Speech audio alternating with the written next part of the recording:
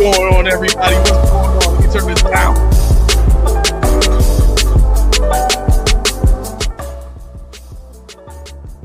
What's going on, everybody? This is episode numero dos of Podium Conversations.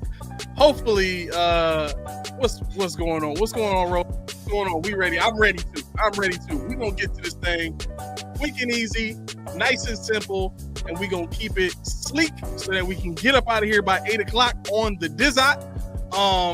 What I want to do initially is I want to get to 3 press conferences. All right. In this episode, I want to do Terrell Bernard's press conference from after the game on Thursday. And then I want to get to Sean McDermott's presser from earlier today, I believe. And then I want to get to Bobby Babbich's presser.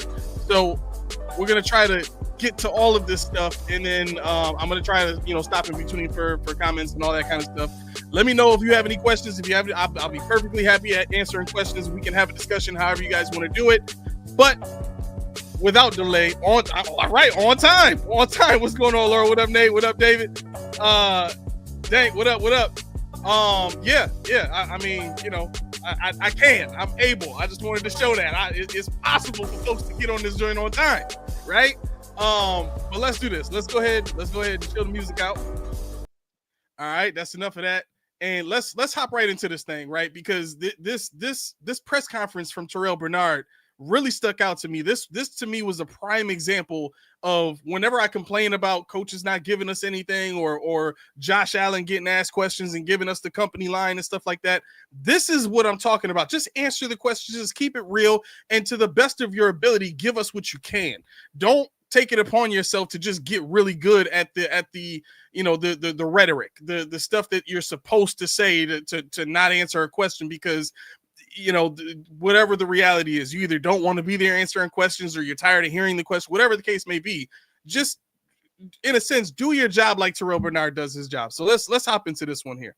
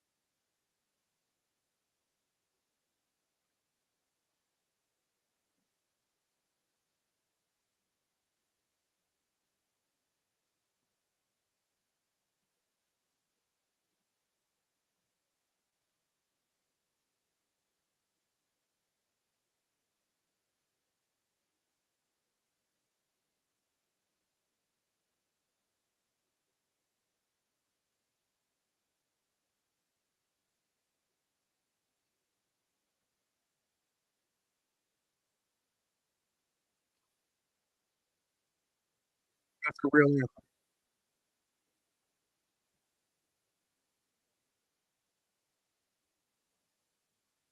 That's a real answer. Thank you.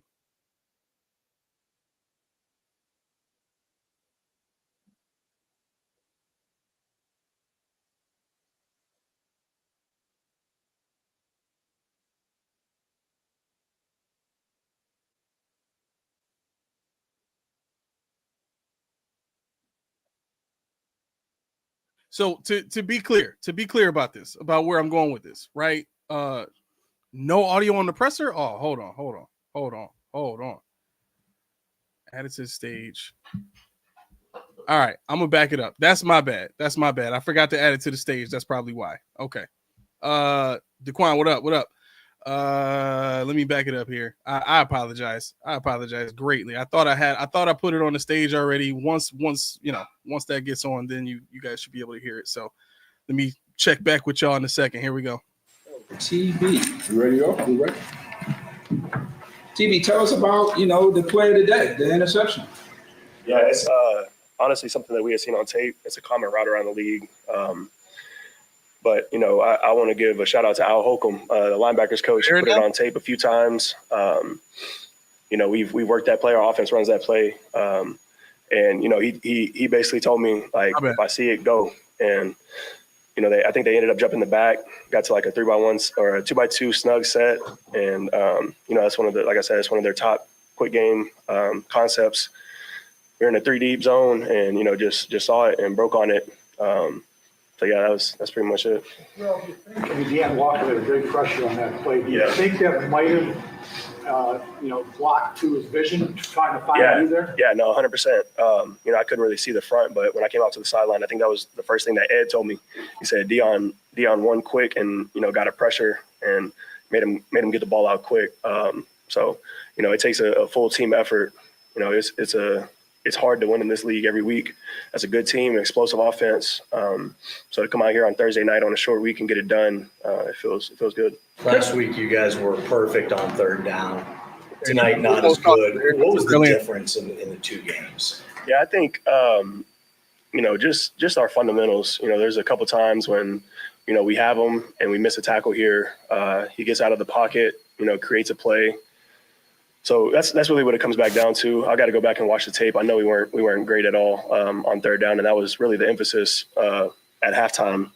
You know, we felt like we were winning first and second down, getting them to third and long, and just weren't you know, detailed and you know, finishing those drives. So I think coming out of the second half, I don't know what the stats were in the second half, but it felt like we got off a little bit more. But yeah, that's something we'll go back and look at. Like you said, last week, you know, we did really well, and this week it wasn't as good. So, you know, it'll be good to go back and see, you know, the things that we need to get corrected.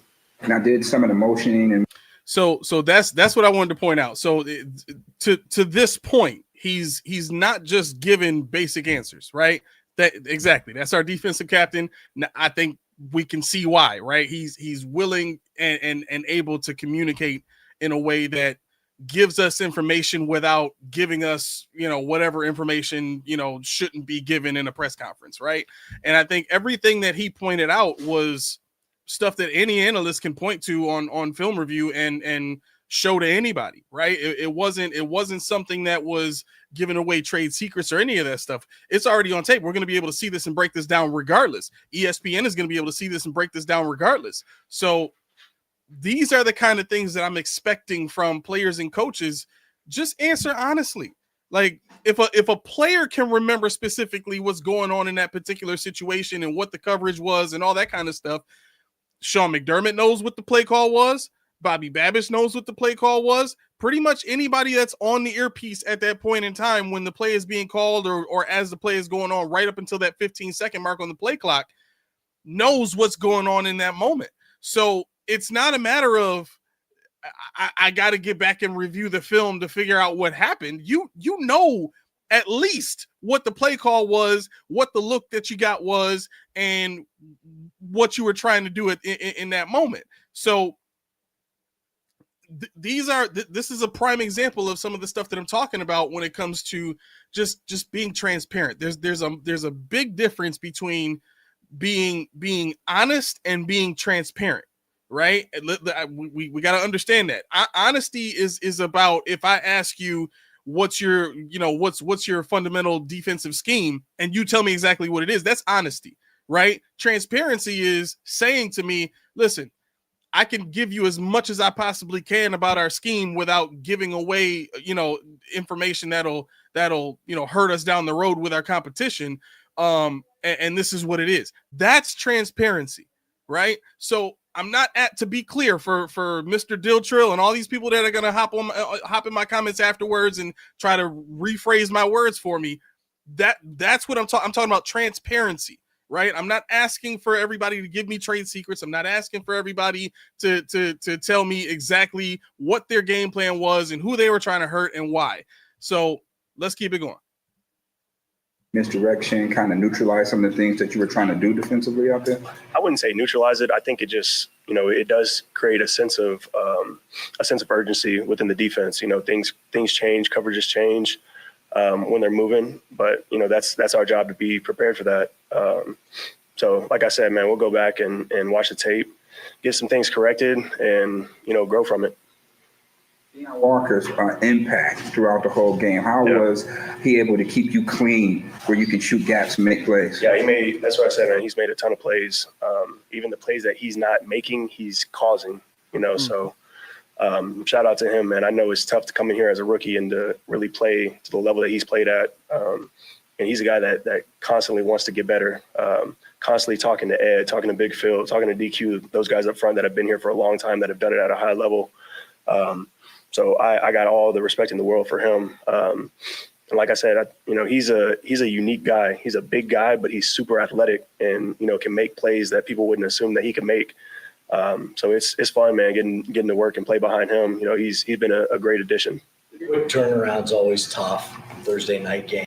It would be really nice if we were talking about a rookie that was coming in here and playing like that, if we didn't already have Ed Oliver.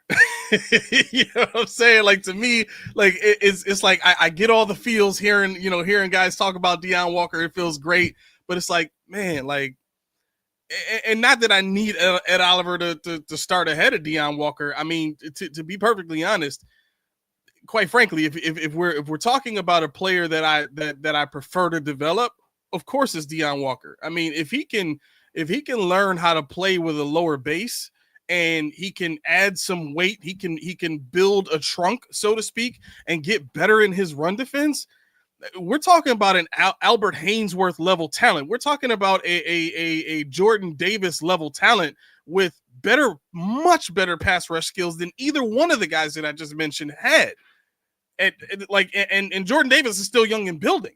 So, like, I'm all for Deion Walker. I guess for me, it just kind of folds a little bit into what we were talking about yesterday on the podcast, where we just have so many of the same type of guys. And when you have a bunch of guys that all solve only one problem, you're starting to look for that. Okay, who's going to step up and be the all-around guy? Who's going to be that guy that we can, expect to just leave in there and be the guy, right? Obviously it's hard to pinpoint that in the defensive systems, especially with our defensive line that rotates a bunch of guys. But it is what it is.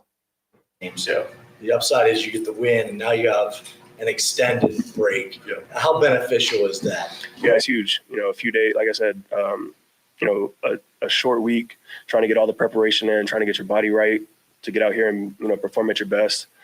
And then coming out here and getting the win is, like you said, is huge. A couple extra days to really recoup, catch our breath, and go in and get some things corrected that we might not have had on a regular week, and have that extra time to really dial in on what we need to do and where we can get better, do a little self-scout and, move on from there. And, the few days helps your body, helps your mind, and, gets you in a new groove. Implemented a lot more base defensive formations. How do you think that's helped you guys so far? Yeah, I think it's helped a lot in the run. When they go big personnel, we want to match them. And if they want to try to run the ball when we got our big guys in, I feel like, we have the advantage there. We know Terran can do it. He's done it for a long time, but to have another big body come in and, be able to change some things up and, not be as predictable and not, just being our same nickel package. And to be clear, Shaq Thompson is looking nice playing the position he played for years in Carolina.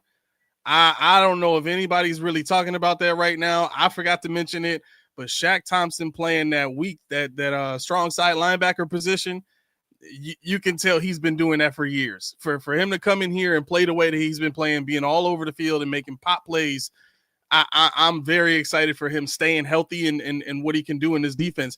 He's up there in age, but man, he's still performing on the field. The other thing too that I'm not sure if you guys noticed, but some of the base formation stuff that they went into, there was a couple of times where I saw Taron Johnson lining up as a linebacker in base formation with these guys, and it wasn't a no huddle situation for the Dolphins just trying to keep the Bills players on the field. They left Taron Johnson out there next to Terrell Bernard and I think it was Shaq Thompson, or it might have been Dorian Williams at the time. So I mean I got to go back and look and see how many times that happened, but it was just kind of it was different because it wasn't like the Dolphins were in some sort of tight formation or anything like that. It was base 4-3 defense, and Taron Johnson was one of the linebackers.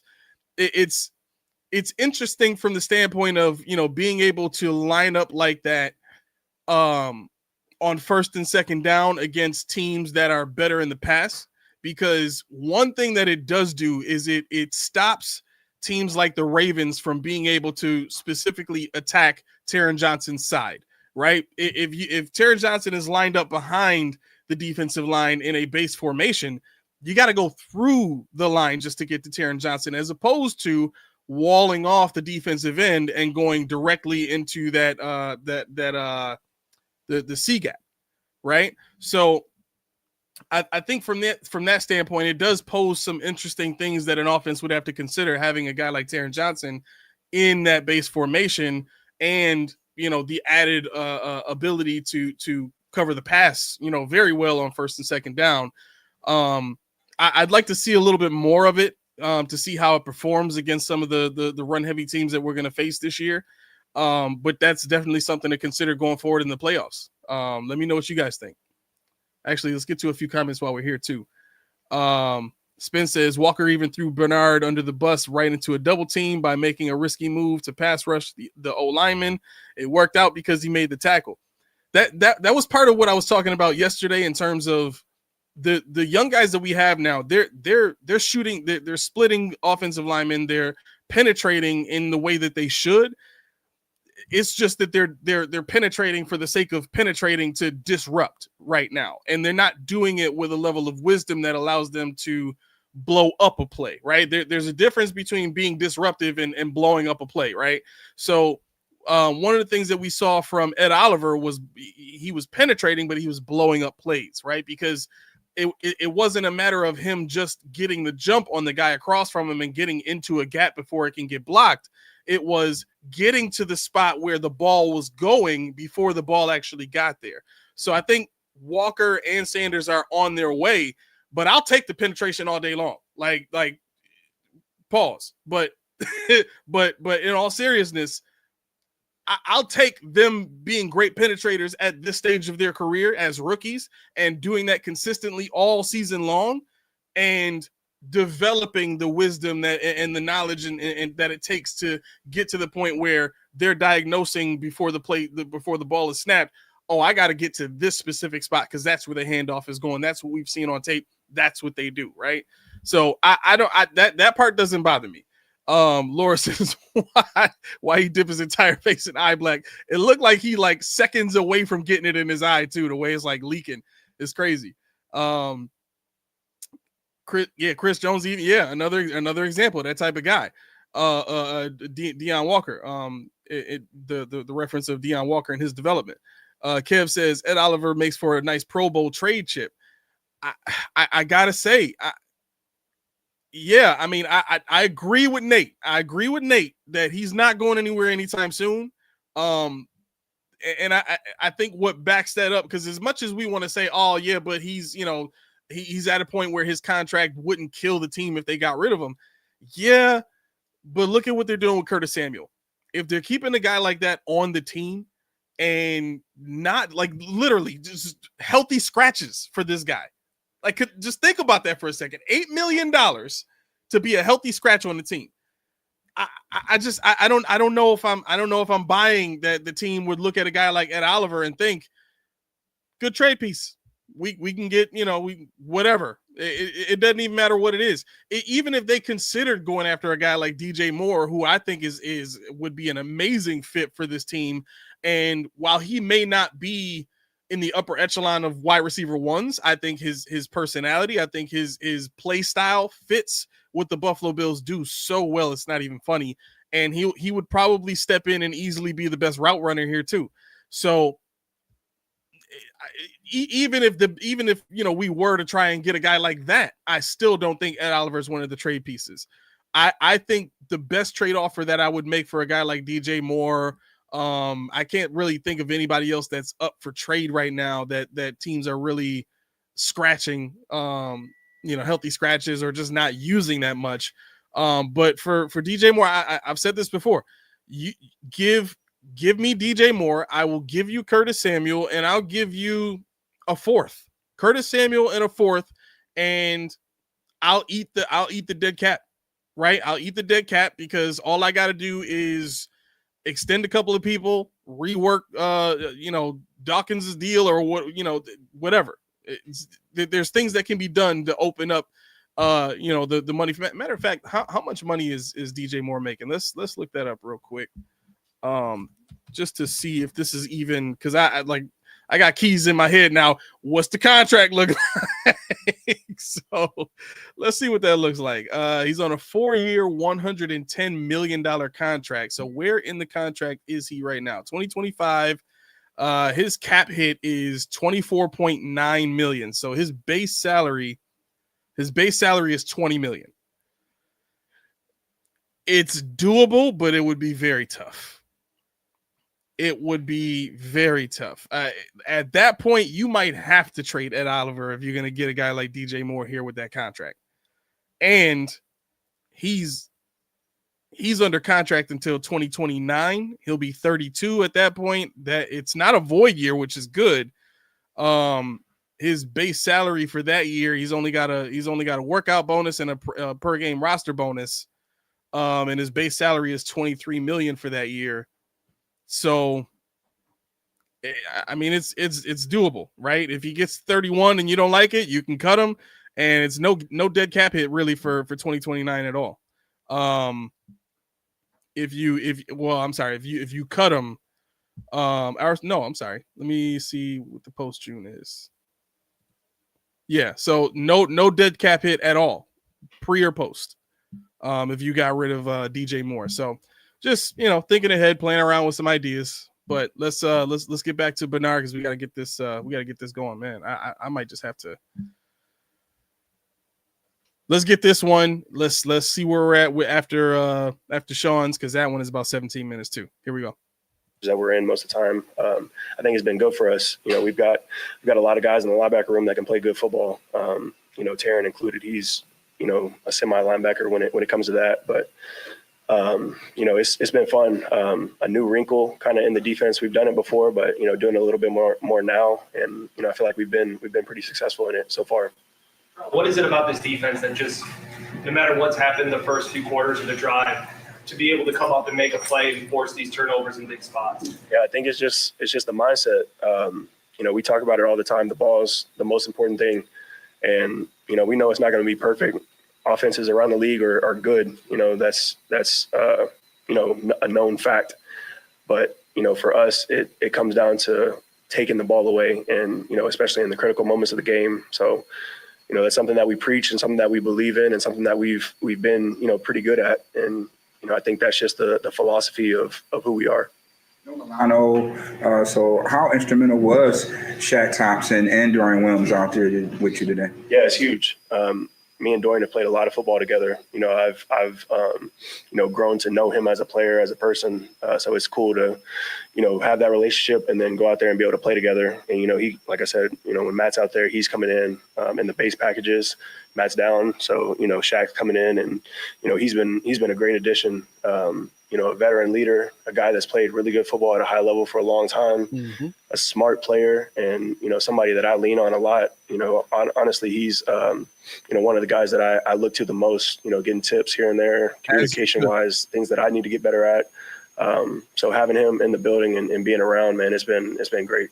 How much of the speed plays in the fourth quarter?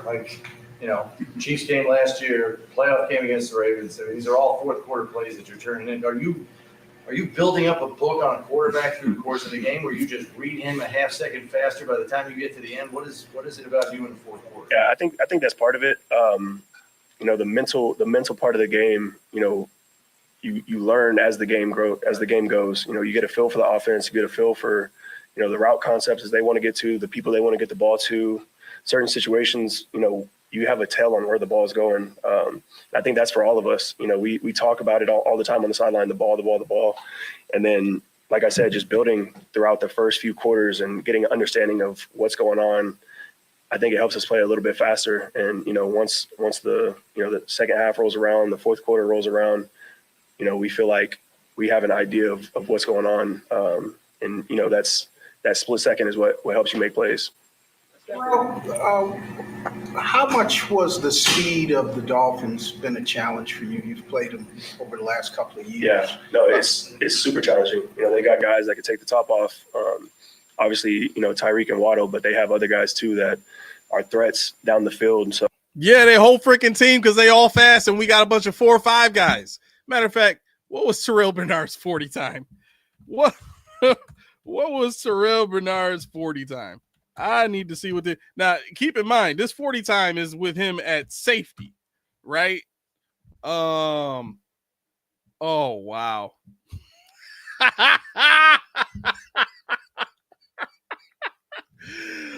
A 5? A 5? Terrell Bernard ran a 5. Yo, to be as small as he is, he ran a 5. A 5. Hold on. What was Deion Walker's? This is hilarious. This is hilarious. Yep, Deion Walker 40 time. Okay.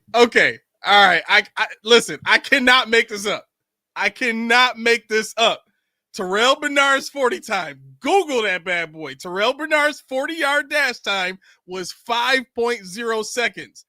Deion Walker ran a 4.91 40-yard dash at his pro day, which was a significantly improved time compared to his 5.28 second mark at the NFL Combine.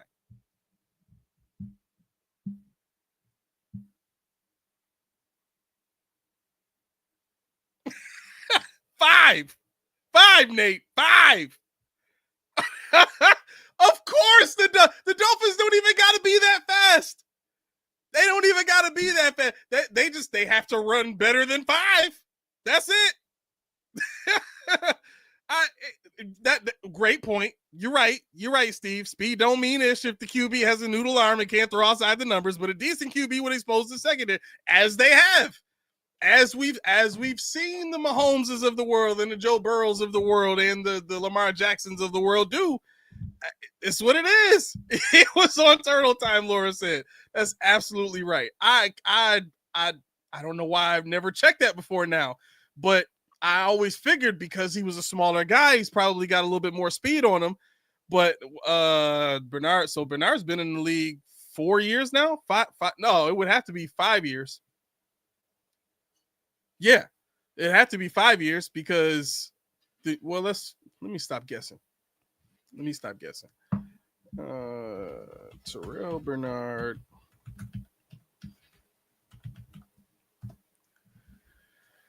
Okay. This is what I need here. All right, so no, that's not what I need.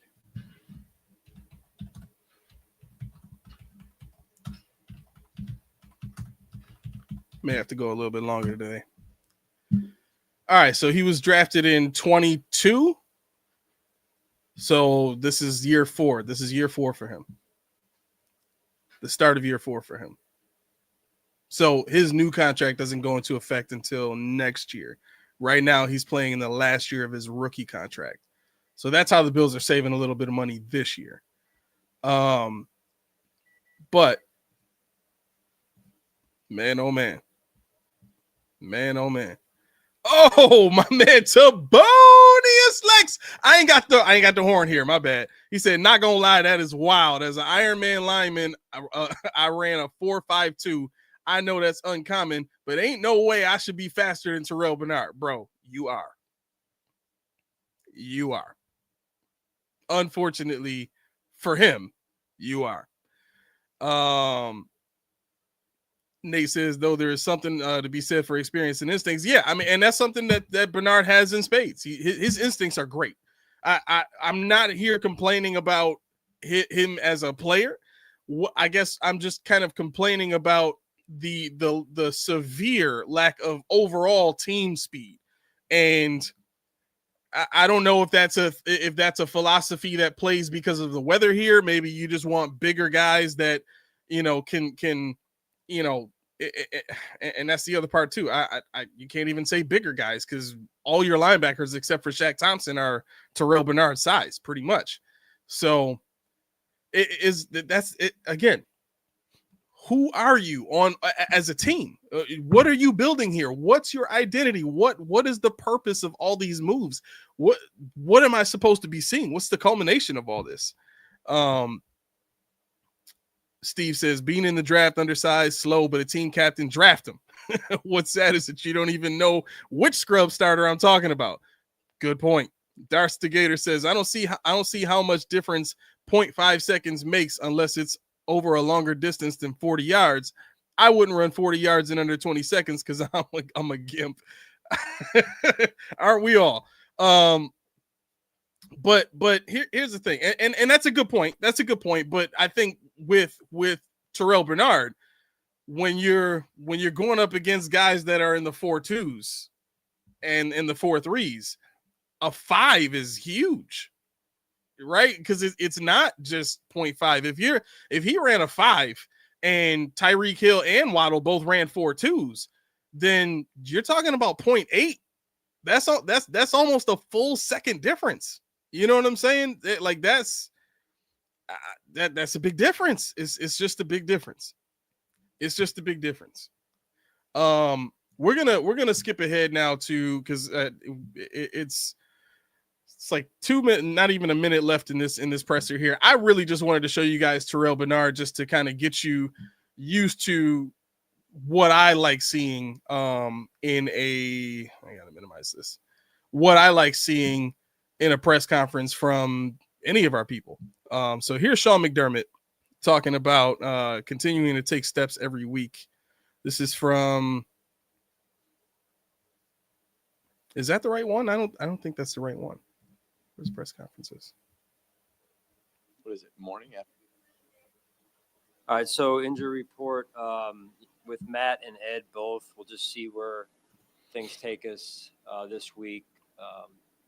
And they're both improving. I don't have anything more at this time to give you. I'll know a little bit more next week.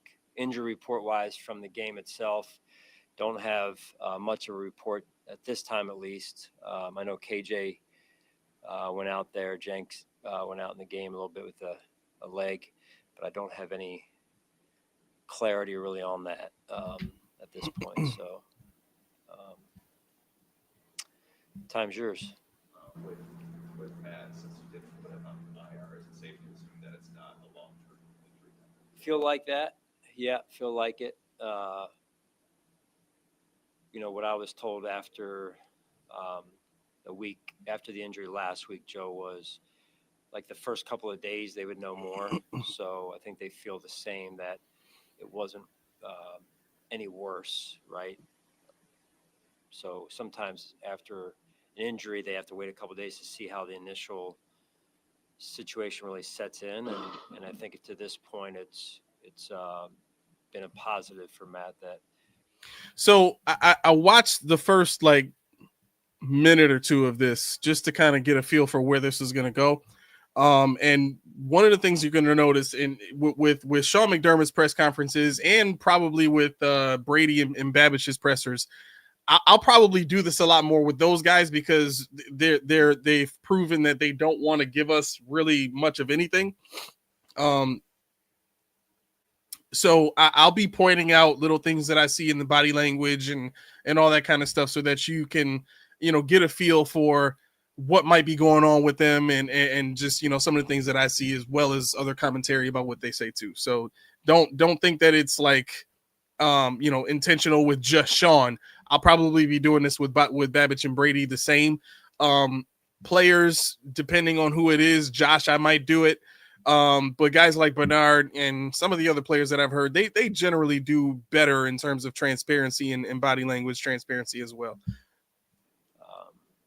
He's already continued to improve at this point. So balance reaction between your defense giving up so many third down chances, yet holding them to under 300 yards. Doing some of the good things that they did do, but the third down opportunity certainly didn't. Yeah, I thought that was one of the. I think each week of the season, each week of the season, our defense has gotten better. That's a very strong offensive opponent that we faced last night. To your point, the first and second down defense was, I thought, the best we've played them for the most part, I would say, over the last, however many games. They're a tough unit to stop. The third downs, however, in the red zone, we just went through third down as a defensive staff, and just not enough of things working together. So, that'll be a point of emphasis as we move forward, for sure. And then to come out of it with multiple 3-and-outs, I think I believe could have been even bigger factor for us than it was. We had a chance to at times build a 2-score lead. We didn't pull away the way I had hoped we would. Again, work to be done there. But coming up with that big play at the end of the game was certainly huge for us. So the defense, I feel like, is moving in the right direction. Certainly getting healthy will help some of that, getting healthier. We'll see where that goes. But again, it's just continue to try and take steps every week. Every week's a challenge, but continue to try and grow and bring some of these young players along. So one of the things that I noticed that Sean is doing a lot more of, thank you, John. One of the things that I noticed Sean is doing a lot more of this season as opposed to seasons before is the crossing of the hands like this. He's doing a lot of that, especially at the beginning of the press conferences. In this particular instance where he's kind of gripping his forearm here, it's another one of those soothing techniques that people usually do whenever they're tense in the situation that they're in or not comfortable. One of the things that I do notice is the grip is a little tighter than you can look at the impression that it's making on the shirt. And I watched right up until this point, like a little bit past this point, and you'll notice after he finishes answering this question, and maybe I can blow this up a little bit more too. Let me see if I can maximize. Yeah. So I'll play the rest of this like this. And you can see the grip that he has after the question loosens up, which is very interesting to me because not only is he, kind of guarding himself, it's what happens when you cross your hands or your arms, you're guarding yourself or it's self-soothing. But for him to be, gripping, it's one of the basic signs of, having some form of anxiety, in answering the question. Right. So here we go. I'll play it for you guys. Same time. I think for people outside watching, the third. So watch when the hand goes back on the forearm. It's not going to be as tight.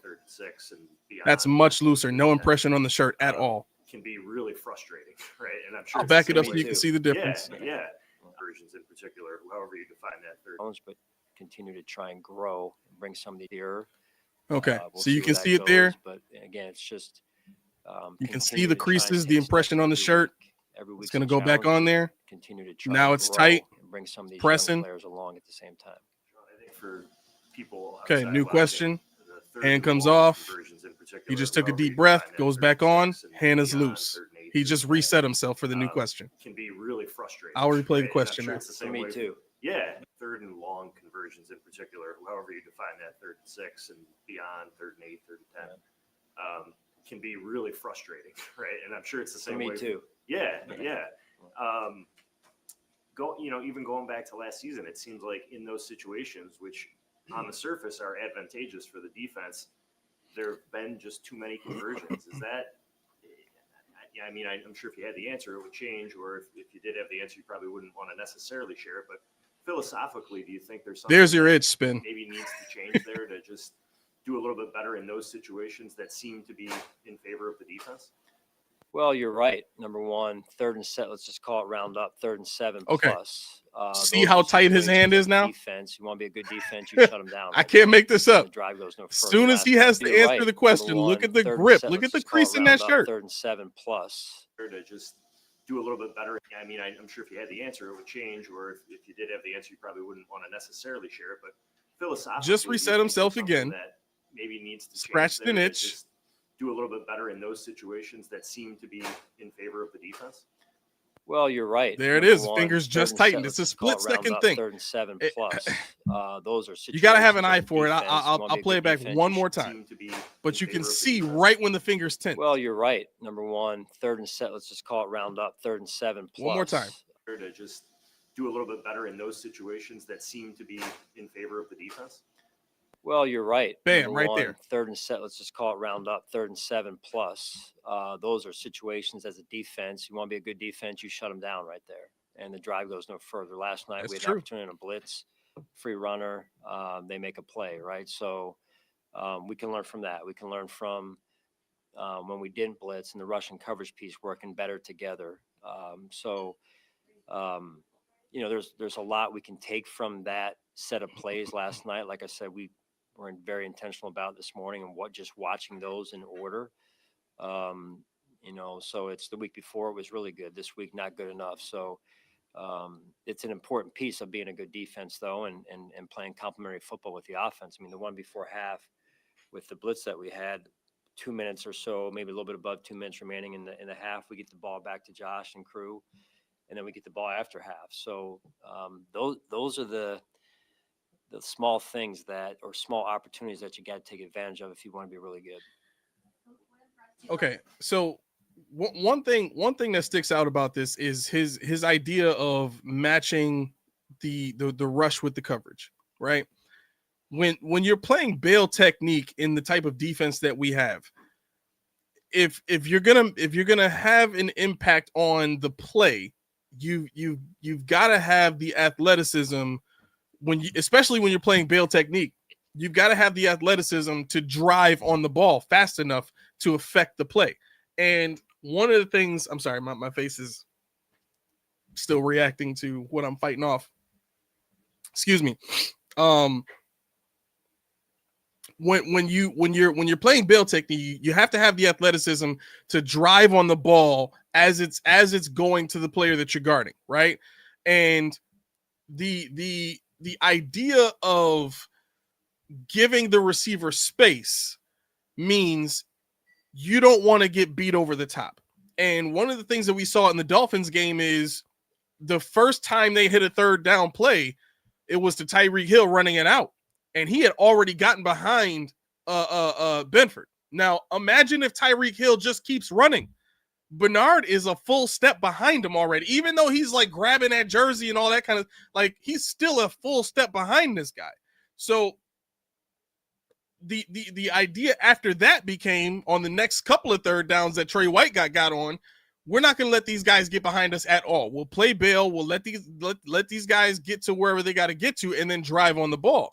Well, if that's how you're going to play, you have to have enough speed and athleticism to drive early enough, or you have to play with enough anticipation to drive early enough to affect the play. And what we're seeing is guys take the safe route, which is let the ball get to the defender, meet the ball at the defender. Like that's basically what it looks like is being coached on a regular basis or at the very least employed by the player on the field, is meet the ball at the player, right? We don't have a team that has the level of athleticism necessary to do that against guys with the kind of athleticism that the Dolphins have. And I think the issue here is most teams in the league nowadays, most of their receivers got the kind of athleticism, may not be the same speed, but the same kind of athleticism as Keys was talking about yesterday, the same kind of athleticism, agility, ability to move with a certain level of quickness. That's going to be prevalent all over the league, just because of the nature of offenses nowadays and it being a passing league. That's just what you're going to encounter on a week-to-week basis. So if you don't have a defensive secondary that can play bail technique while also still affecting the play and meeting the ball at the receiver with enough time to make a play on the ball, then you're going to have a bunch of guys giving up plays all the time, like they were last year. 3rd down, just terrible. Why? Because they don't want to get beat deep. They would rather keep everything in front of them and meet the ball at the player and just make the tackle. And I guess in a sense, take the safe route. And that's the frustrating part about it. In Trey's prime, he was the type of player that could meet the ball at the receiver and make a play. We've seen him make interceptions, diving interceptions. I remember him being on Madden making diving interceptions. It's one of the reasons why I even played with the Bills at that time, because they had a corner that was making insane interceptions in the game that you could depend on a regular basis. If it was anywhere in that area, you would see Trey White diving across the screen to make that interception. And not saying that that's what Trey White did in every game, in real life, but he was that kind of player, right? And I think his athleticism was better than what we've seen from Bernard so far, right? It's one of the reasons why I always wanted Benford. It's one of the reasons why I always wanted Benford at safety, because at the safety position, Benford would be considered one of the more athletic safeties in the NFL. 4.5 is not a bad speed for a safety. It's not. If you start getting into the 4.4s and 4.3s, you're talking about the Derwin Jameses of the world, the Buda Bakers of the world, the Malachi Starses of the world. You know what I mean? Like guys who are like real, ball hawk, fly around the field type of safeties, deep third safeties, right? But that's the issue that I think I take with this mindset of matching pass rush with coverage. Is even if let's say you had a great pass rush and the pass rush can get there in 2 seconds, your corners are still playing bail technique on third downs most of the time, right? That's not something we saw the Bills do a ton of the last couple of seasons. They played more press, but seeing our guys play bail technique, especially on third down, you're giving these guys a free release, and you're doing that because what? Because you don't trust your safeties. Because you don't trust your safeties. That's the problem. They could play press a couple of years ago, maybe even last year, because they trusted what they had in their back end. This year, not so much. We're not seeing that trust. Right. Right, Spin. That's exactly right. Or they trust them to get beat. That's really the bottom line to it. These coaches are going to tell you basically everything you need to know if you just look at what they do. Look at what's being called. And it's not like Sean doesn't know what's going on the field. Everything that gets communicated goes through his headphones. Everything. Players will tell you everything. So if Sean gets up here and says, well, I didn't hear it, I didn't see it, there better be some video of him having his headset off, or in the middle of a conversation with somebody and maybe he wasn't paying attention all the way. But even in that case where he wasn't paying attention, somebody's going to run that by him again as the play is going on, right? So it's not like he has no idea of what's being called or no idea of what's going, like he knows, which is why I take such offense when it comes to, well, I got to go look at it. You knew, right? Like Terrell Bernard just gave us the answers. And you sitting here, I got to go watch the tape. Bro, you just don't want to answer the question. That's all it is. You just don't want to answer the question. You don't want to do your job. Because part of your job is answering questions, being responsible, saying some of the things that you hear. There's a part in Babbitt's presser. We'll go a little bit longer today. There's a part in Babbitt's presser where he says it's on me. When's the last time we heard Sean say that? By the way, when's the last time you heard Sean say that? It's on me. I ain't heard him say that in a couple of years. Basically, since he appointed Bobby Babbage on defense, and since he's into his third special teams coordinator now, I haven't heard him say any of that stuff. Right? Why do you think that is? Why do you think it is that he's no longer pointing the finger back at himself? It's easy to say it's on me when you haven't fired anybody yet. It's easy to say I got to be better when you ain't fired nobody yet. But once you start getting rid of, you start, thinning the herd, and you start, separating the wheat from the whatever. I forget the other part of that verse. It makes it clear who the issue really is at that point. Like, Rick Dennison is gone. Brian Daboll is gone. Matt Smiley's gone. The Leslie Frazier's gone. All these guys are gone. And not only are you worse on defense, but you got the same issues. You're still slow. Your players still aren't elite.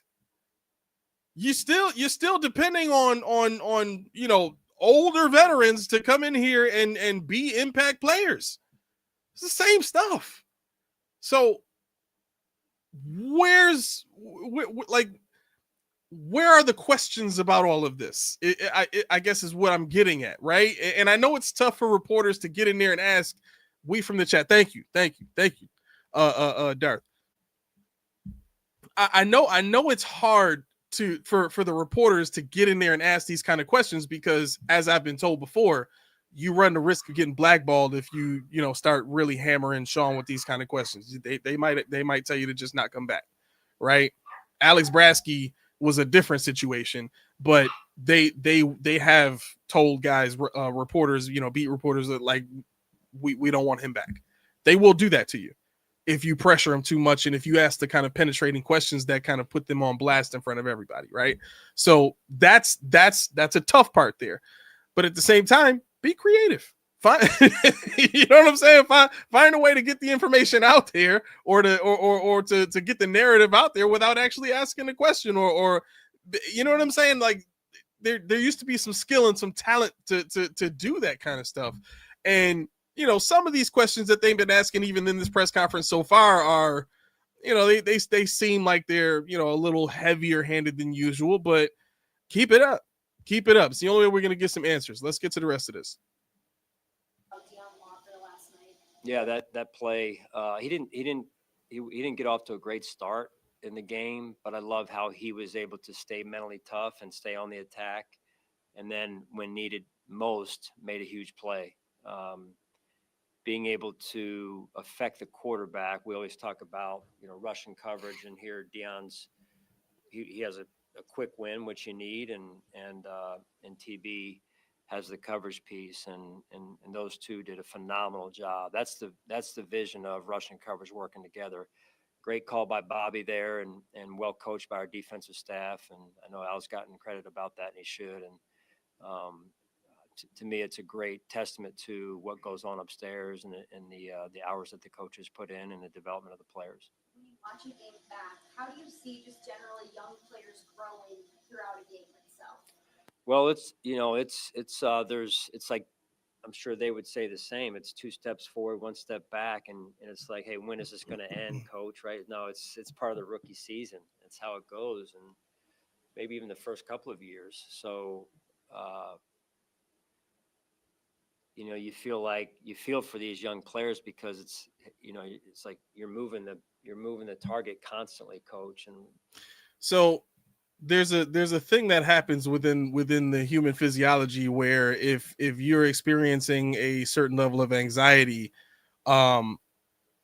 being itchy, that's a real thing, right? And this is the second time in this press conference, and I've seen this in several others where he gets itchy during his press conferences too. Not saying that he's lying about the progression of these rookies, but there's always something that you can tell he's holding back or withholding, right? And the anxiety that shows in just the itching. Again, look this up. You can Google this. This is not me trying to push whatever propaganda down your throats. You can look this stuff up. I'm just calling what I see, but that's a real thing. Physiologically, when you're experiencing a certain level of anxiety, it can produce a certain level of itchiness in the body where you just a couple of places. He scratched his back and he scratched his face. This is the second time in this press conference he scratched his face. And I mean, if I really wanted to be picky about this, why is his nose so red? Right? Because the other thing that happens when you're experiencing anxiety or you're nervous or you're you're trying to be deceitful, is blood rushes to your face. Blood, you start getting, blood rushing to your face, and your face gets red. Like that's a real thing. So again, just calling this stuff out as I see it. No, it's just part of your growth, right? So, but I applaud them, Dion in this case, TJ, and the other guys that are out there, for really being committed to the process and being resilient. I mean, our whole team was very resilient last night in a close game, and those young guys are along for that ride as well. I asked this somewhat half-jokingly. Is James Cook underpaid? You can ask the guy. His name begins with a B, and his first name begins with a B, and his last name begins with a B. Oh, yeah, y'all don't see that? Y'all don't see that? Are you serious? Okay, let's talk about the series of things that I just saw here, right? Because it wasn't just the beginning of that question, right? I asked this.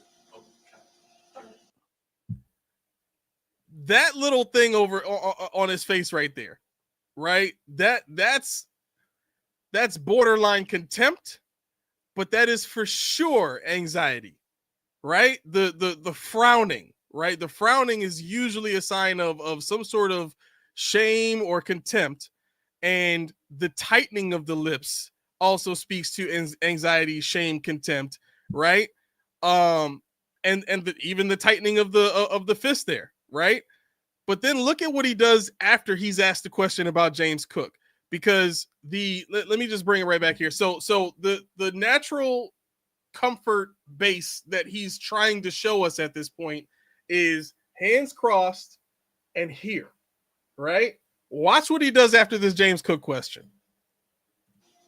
I asked this somewhat half-jokingly. Is James Cook underpaid? You can ask the guy. His name begins with a B, and his first name begins with a B, and his last name begins with a. Tell me, the man he's hugging himself right now. Do you see this? You see, you see this? He's hugging himself. That is all self-soothing right now. He went from hand on the table and showing comfort. Look at his hand placement. Tension in his fingers. This is not the kind of question that he wants to be answering right now about a player that they just paid, that there was a conflict over, and he wants the conflict to go away on. We got to keep this in mind. We got to keep this in mind when it comes time for Coleman to get paid, because we know he gonna talk his stuff, especially if he start having a year in year 3 like Coleman or like Cook had in year 3, right? Because Cook was pretty good in his first 2 years, and we're kind of seeing that numbers wise with Coleman. And if Coleman is gonna pop like Cook popped in year 3, you best believe Coleman goes. He might not be as quiet as Cook, but he gonna want his money. And now he's just seen the blueprint for how to get paid in Buffalo. But Sean don't want to talk about that at all. He don't want to talk about that at all. That is not what he wants the focus to be on. He wants it to be on team. He wants it to be on what's going on the field, and he wants it to be on everything that he's trying to instill in this culture for this team this season. So this question is way off base for him, but I'm so glad he got asked that. Let's get to the rest of it.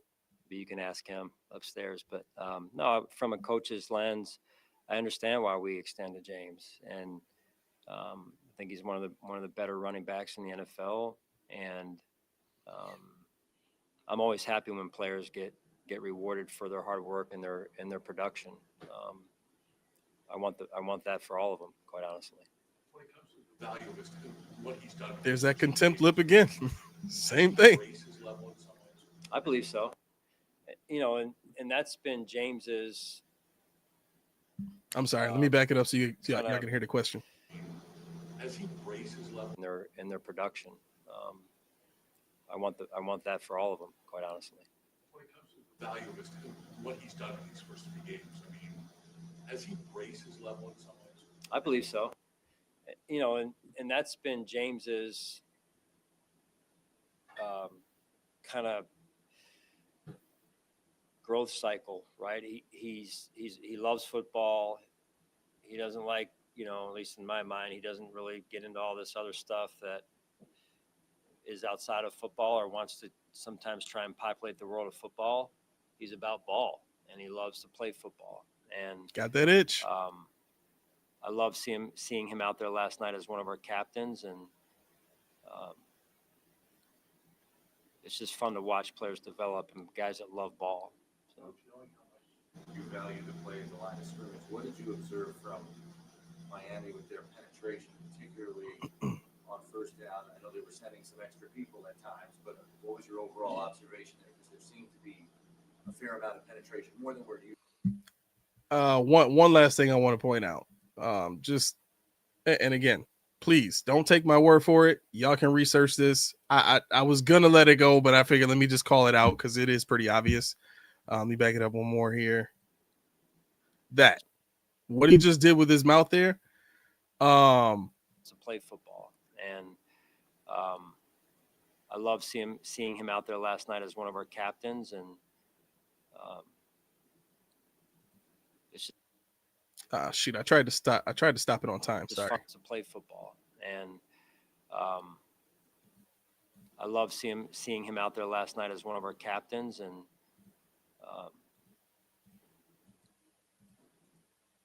okay, so let me expand this so you can see what I'm talking about. This position of his mouth right now is what babies typically do with food they don't want. And that is a particular movement in the face that I'm doing a lot of stuff with my body because I'm like excited watching this stuff. Like this is what I love doing this kind of stuff. But anyway, this position of his mouth is what babies do whenever they're trying to reject food, whenever they're trying to whenever there's something going on that they don't want or they don't like, or it's kind of a sign of pushing away from something. Like I don't want that, or I don't want to be around that, or I reject that, right? And it's another one of these involuntary things where if you aren't aware of it, you can't hide it. And I'm sorry, this to me screams he does not want to be talking about James Cook in any kind of way that boosts the player in the public's eyes. He wants, and he's spoken to this point in so many different ways. His focus is on team, and I get that. But at the same time, as a head coach, as he's stated before, you have to be adaptable. You have to be able to manage different situations and endure different situations and still be consistent throughout all of that, right? You can't give the body language or give the impression that you really don't want to be talking about a player that did what it took to get the bag as if that interferes with the message, because it doesn't. If anything, that speaks to what the message can get these players if they stick to it, right? I think the problem here, though, is we've seen too many instances now with the team where players that perform at a level less than what Cook has done have gotten the bag, right? So it's become less important to be elite as much as it is be consistent in the scheme and be consistent in your level of play, right? So I can be above average, and as long as I stay above average and the coach knows what he can get from me, I'll get the bag. Greg Rousseau, right? Terrell Bernard, right? Even though Terrell Bernard's been injured like crazy, his level of play has been consistent, right? He's been more of a playmaker than Greg Rousseau has. Christian Benford has not been a playmaker, but he's just been consistent across the board. Every single time he gets into a game, you know what you can expect from that guy. And there's nothing wrong with that. But you got to start lining those above average guys with a few elite guys here and there, so that when it's all said and done, you have the best of both worlds. You have the consistency across the board of this is the floor I know we can live from, but we got a few pops in there too that I think I can count on a regular basis. And if it's not coming from Josh Allen, it's going to come from James Cook. If it's not coming from James Cook, it's going to come from Ed Oliver. If it's not coming from Ed Oliver, it'll come from we hope Cole Bishop or Terrell Bernard. I can say Terrell Bernard, right? Because he's been one of those guys. So, yeah, and that could be part of it. Billy D says coach doesn't know how to apply the message. Yeah, I think that's a big part of it. It's applying the message, but also accepting what comes from it.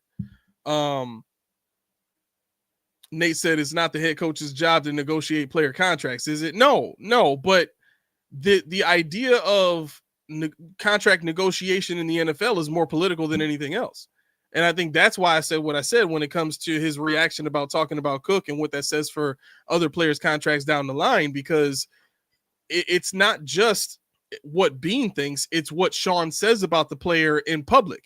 If Sean is praising a player and talking about his development and saying all these great things, and then a player doesn't get signed, people are going to look at Bean crazy, right? And what they're going to say to Bean is, well, Sean McDermott's been praising this guy all year. Why did you let him go? Right. And that's going to create a divide between Bean and Sean, and they don't want that.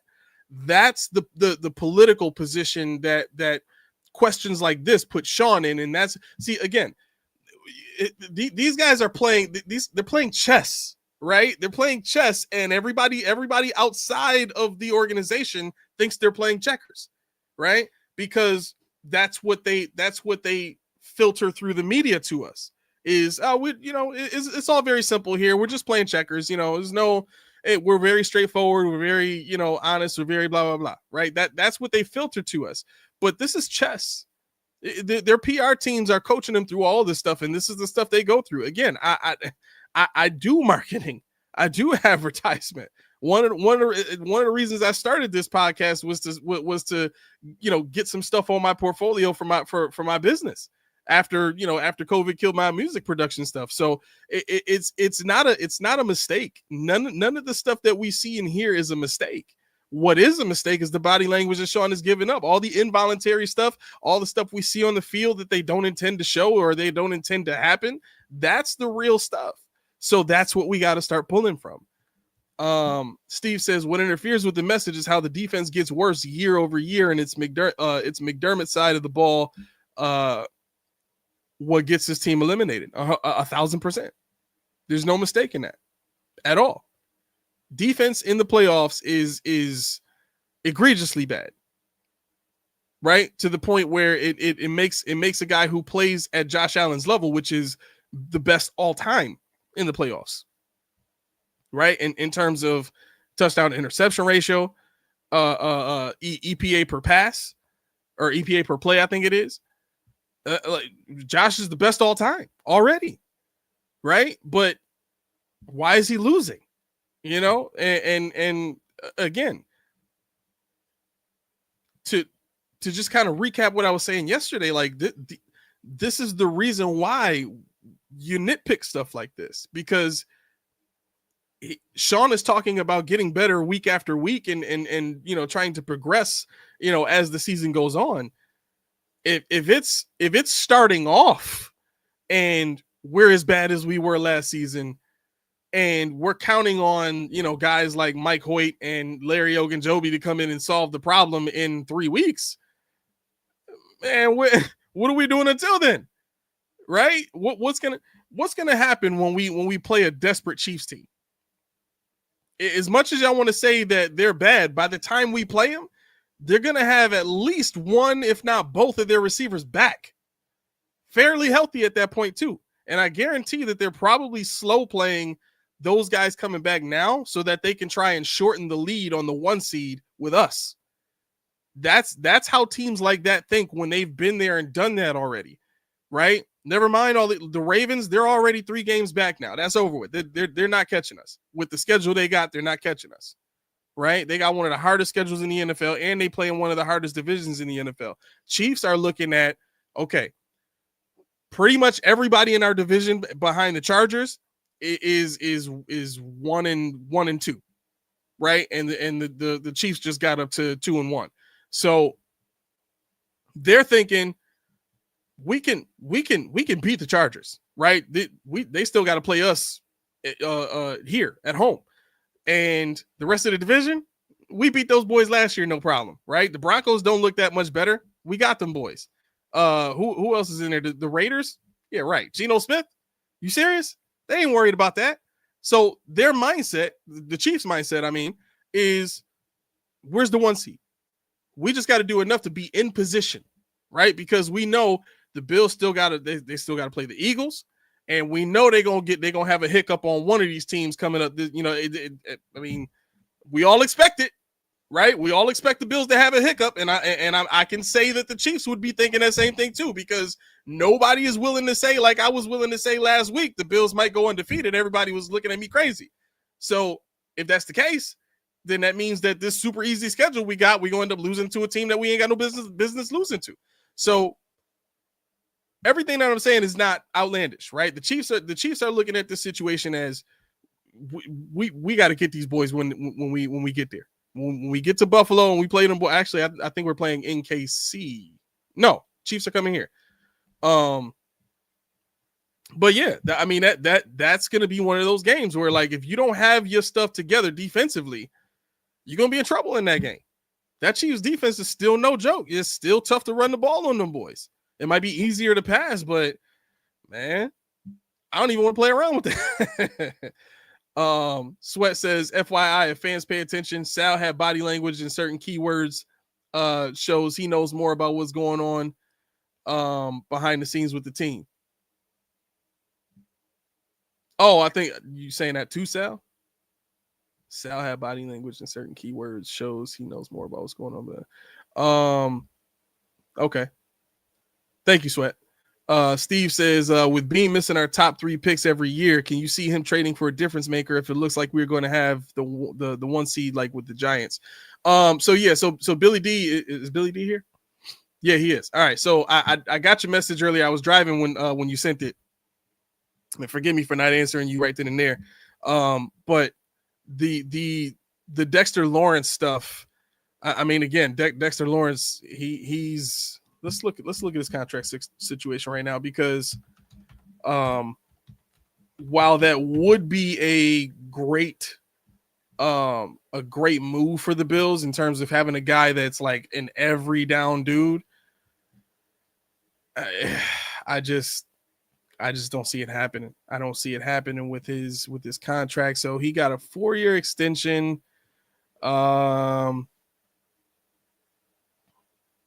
Wait, did I read that right? Yeah. So he got a May of last year, he got a 4-year extension worth $90 million, 46.5 million guaranteed, right?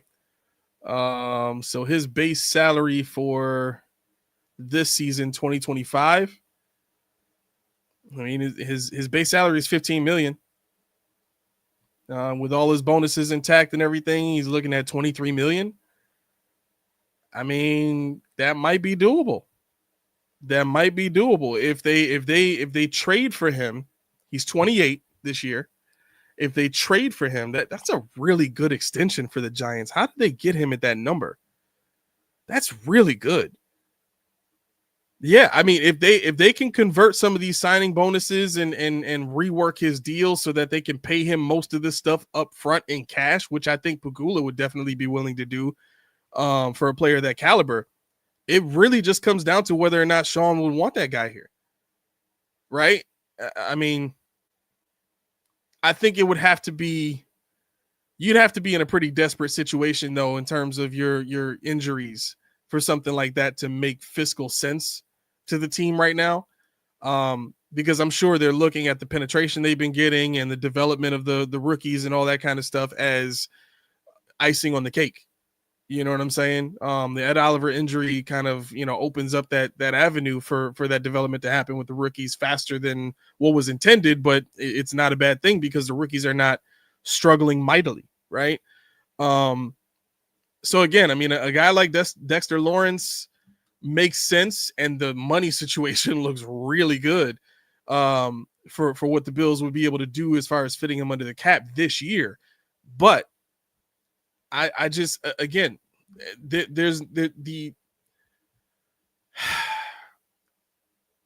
not a spot on the team except for safety that I could point to where they just got to do something about that, right? I don't think you can say that about defensive tackle right now. There's no perceived need by the team for defensive tackle. Safety, we would have to see more really egregious play by Taylor Rapp in order to get to the point where, all right, we need to start taking a look at some of the other guys we got in-house. And I think Hamlin is probably next in line. If Rapp does get, asked to take a seat, but some of these guys that we want to trade, man, I don't think it happens. The Christian, the PP snatcher bone said, yeah. Billy D, I'm with you. I say get it done too, man. If I was a GM, Nate says, oh my gosh, what is his first name? CJ Gardner Johnson would be a hell of a player to get there. Well, the thing with Gardner Johnson is he's about the same speed as Taylor Rapp right now, so I wouldn't necessarily count him as a cover safety either. But he would definitely fit what the Bills are looking for as a split safety. Next to Cole Bishop. I think the question from there, from a coaching standpoint, would be, how does he fit the culture? You know what I mean? You got to go through that, hierarchy of questions to figure out if a guy would pass the screen, and if he's not a culture guy, 9 times out of 10 is not even going to be a question. Yeah, that's crazy. CJ was on my IDB fantasy lineup and they just dropped him. Thank you, Nate. Attitude over ability. That's right. Yeah, you know what? I would too. I would too, T-Bone. I would rather trade for Dexter Lawrence and DJ Moore. I think Dexter Lawrence is an elite playmaker in the NFL. He's a dominant force. I think Dexter Lawrence as a defensive tackle is the equivalent to Josh Allen. He can do everything, literally everything, right? He's had a few injuries here and there, but he's a do everything kind of guy, and he's dominant with it. So, yeah, yeah, he's definitely not a culture guy. All right, let's get to the rest of this presser. And man, already about to be 8:30. We might just finish it with Sean here. Let's go. It's just fun to watch players develop and guys that love ball. So. You value the play at the line of scrimmage. What did you observe from Miami with their penetration, particularly on first down? I know they were sending some extra people at times, but what was your overall observation there? Because there seemed to be a fair amount of penetration, more than we're used to seeing with your offensive front. Yeah, so they were doing some blitzing, or running some what we call simulated pressures, where they bring a disguised fifth and he actually becomes a 4-man rush, but he becomes the fourth rusher, the blitzer does, and then playing coverage behind it. So we've seen some of that before. They were doing a good job, but I thought our protection was pretty good overall. I thought they didn't have a lot of free runners necessarily, but maybe just pushing the pocket a little bit more, and so That's some true. of it I think it affected. But overall, I thought there was just opportunities there that maybe we didn't take advantage of. And we go back like we did this morning. I know Joe was with the offensive staff. Joe and I met and just talked about, hey, things we could have done differently, done better. And, on the whole, we still scored 31 points. So you're happy with that. But there's always opportunities to grow again and improve. How do you feel Dalton Kincaid took the things you asked of him in the offseason and starting to put that together now on the field? Yeah, I thought Dalton had a really good night. He had that one ball that came up. I think it was in the first quarter, but outside of that, he was really good at the point of attack, blocking on the perimeter screen game, and freed up. He got freed up one time, and then he freed up Khalil another time for the touchdown in the fourth quarter there. And then he had good production in the passing game. So I thought he played a really good, solid game, and he's committed to improving. He's got a great personality. I love being around him on a day in and day out basis, and he really wants to be good at what he does, and he's made a commitment to do that. Enough. I mean, This man has resorted to airing himself out. Not only was he self-soothing in a major way, rubbing his hands on his thighs like that. That's about as obvious as it gets. But now he's like, there's a difference between, you know, his arms being open the way they are now and standing and having your hands on your hips. Like he's airing out right now, right? That's not a contempt thing. You have to compare some of this stuff with other keys on the body when you're looking at what they should be interpreted as. There were no keys in McDermott's face dealing with contempt or anything in his neck or the rest of his, you know, like his shoulder position or anything like that. His shoulders are pretty relaxed, right? So when you see that plus the self-soothing, this is more of airing himself out or aerating himself, which is letting off some of that steam. He's a little warm under that hoodie. You know, that's what happens when your body starts to, you know, the temperature rises because your anxiety is you know, heightened. You've already been asked about a player who just got a contract. Now you're asking about another player who's up for contract. So now you got to be very careful about what you say about that guy, because you don't want to say anything that almost guarantees or tells people that it's a guarantee that he's going to get a new contract, or you don't want to give his agent any traction or any leverage in negotiations by saying anything that points to, you know, yeah, this guy needs to be kept or we need to re-sign this guy. Like, again, this is the meat of these press conferences. If you know what you're looking for, this is what that says about the Dalton Kincaid situation. If I was to just venture an assessment based on what I'm seeing and what I know of the franchise, they're not sure about what they want to do with Dalton Kincaid right now. Sean in particular, I looking at Sean, he's not sure what he wants to do right now. You don't aerate after that kind of question of complimenting a guy if you're not 100% sure that this is a guy you want to keep in the building. You are absolutely comfortable saying all the positive things. You are you get what I'm saying? That's my take on it anyway, right? We'll see as the season goes on, but we know this is going to be a hot topic for the Buffalo Bills and Dalton Kincaid for the rest of the season, pretty much, especially with how his performance has started off this season. So going to be pretty interesting stuff to see how Sean continues to react to questions about Dalton Kincaid and his progression and his performance, especially with the touchdowns. If he can continue to get a touchdown a game, oh my God, it's going to be it's going to be a tough year for Sean answering questions. It's hard to, you talk about sacks with pass rushers, but in terms of the entire picture, you didn't get enough from Greg Rousseau. You know, I think Greg is had some good reps, and then there's some other things that you know, he would tell you that he wants to do better in the first 3 games. So going forward, we are going to need that 100%. I think Joey's off to a really good start, and you know, creating some disruption back there, and we need to find or continue to find players that are going to help us and add to that mix. I know you don't want to get too much into the details of what you want him to do better, but is there any specific thing, whether it be in the run game or as a pass rusher, that you just need to see more of? Well, overall, I mean, again, you're looking to improve in every area, right? Whether it's an individual player. I know Greg's committed to that. He's one of our hardest workers and very conscientious young man and a big part of our team. But overall, as a team, we're looking to do the same. So I bet you if Greg came in here and you asked him the same question, he's going to say, I'm working on every area, every aspect of my game. So, but the pass rush is, you guys know, I've talked about it over and over and over again. The pass rush is needed.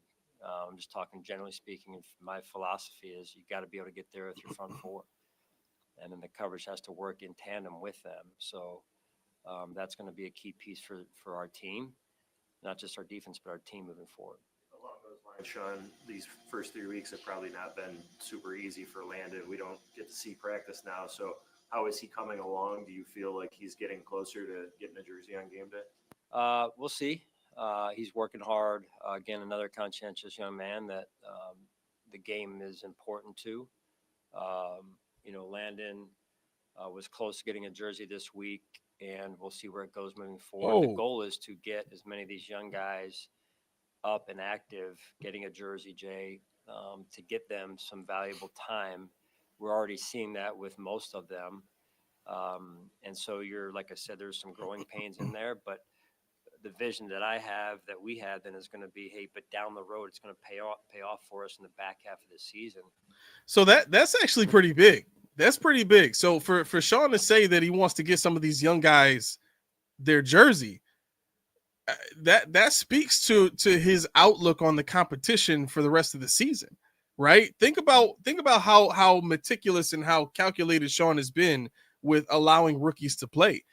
And I get that, there are examples like Trey White and Deion Dawkins where they come in and they play right away, but you could easily say that those were positions of need at the time, and those guys were going to be expected no matter what, because there was just nobody else on the roster to do it, right? So those examples you can point to. Christian Benford, again, another position of need at CB2, right? You had Trey White at the time. You just needed somebody else on the opposite side. You were counting on Elam. It wasn't him. It ended up being Benford. That guy got the job. The same way when Levi Wallace was there, he came in. We needed a guy at that position. We like Levi. He got the job. That's it, right? But you didn't see too many other rookies getting in unless there were very serious injuries to a couple of guys ahead of that guy, right? And last year specifically, when we thought we were going to be a bad defense and we ended up, being a halfway decent defense, just terrible on third downs, we had plenty of opportunities for guys like Dwayne Carter to play. And who were some of the other rookies we had last year? Because I'm drawing a blank right now. Who are the rookies? Let's see, Bills rookies 2024. Keon Coleman came in right away. Yet another position where the Bills had an absolute need at wide receiver. As soon as they drafted him, they said he was going to be the X. Cole Bishop, they needed a safety. They tried to push him in there. They wanted him to take that spot last year. You could hear the communication in the way that they were talking. So that wouldn't have been very different from the Trey White and Deion Dawkins draft, where you got your one and your first and your second round draft picks coming in, starting right away. Ray Davis came in. He got some burn. Van Pran, no burn at all. At a position of need. Center is definitely one of those positions of need. Linebacker, you definitely you could have afforded building into your defense last year the base formation where you're getting a Ulofoshio in there and getting him some burn. Solomon, you needed pass rush help like you wouldn't believe last year, and instead of giving Javon Solomon a chance to get out there, you let him sit.